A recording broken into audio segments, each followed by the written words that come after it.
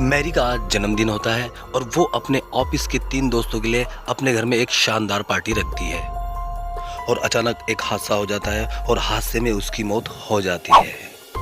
तो सबसे पहले रूथ मैरी के घर में पहुंचती है और मैरी को फर्श पे पड़ा हुआ पाती है और रूथ को लगता है शायद मैरी मर चुकी है, इसलिए वो तुरंत जासूस विनोद को कॉल करके घटनास्थल पे बुलाती है। जासूस विनोद बिना टाइम गवाए घटनास्थल पर पहुंचता है और लाश के इर्द गिर्द देखता है तो उसे बहुत सारा खून नजर आता है। ऐसा लगता है कि खूनी ने मैरी को बहुत ही बुरी तरह से मारा है।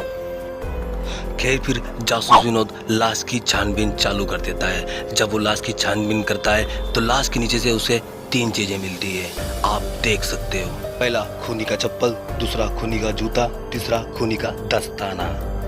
फिर मैरी के 2 दोस्त भी मैरी के घर पहुंच जाते हैं और वो देखते हैं कि मैरी की मौत हो चुकी है और दोनों शौक हो जाते हैं और सोचने लग जाते हैं कि आखिर मैरी को किसने मारा होगा। खैर फिर जासूस विनोद इन दोनों को पूछताछ के लिए बुलाता है और सबसे पहले बारी आती है डेव की। तो मिस्टर डेव, मैरी ने आपको कॉल किया था और आपकी क्या बातचीत हुई, प्लीज़ मुझे बताइए। मैरी ने मुझे कॉल किया था और पार्टी के लिए इनवाइट किया था और उससे ज़्यादा हमारी बात नहीं हुई और उसने फ़ोन काट दिया।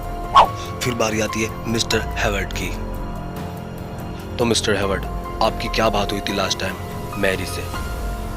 मुझे भी बस मैरी ने पार्टी में इनवाइट किया था और उससे ज़्यादा कुछ नहीं, उसने फ़ोन काट दिया, फिर मैं यहाँ पे पहुँच गया।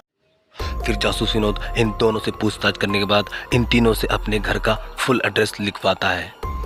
जब ये तीनों अपने घर का एड्रेस लिखते होते तो जासूस विनोद अच्छी तरह से एक चीज़ नोटिस करता है, शायद आपने वो चीज़ नोटिस की होगी।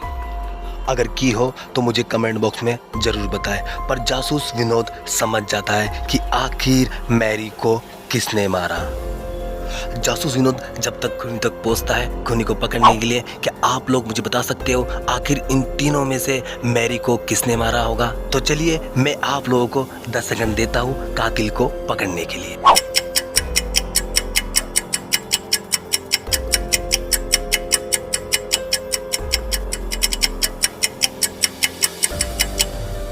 उम्मीद करता हूँ आप लोगों ने कातिल को पकड़ लिया है। अगर नहीं पकड़ा है तो चलिए मैं आपको बताता हूँ कातिल कौन है। तो दोस्तों, कातिल और कोई नहीं मिस्टर हेवर्ड है। जासूस विनोद को छानबीन के दौरान लाश के पास से 3 चीजें मिलती है, एक लेप्टी चप्पल, दूसरा लेप्टी जूता और तीसरा लेप्टी दस्ताना। इसका मतलब ये होता है कि खून किसी लेप्टी ने ही किया है।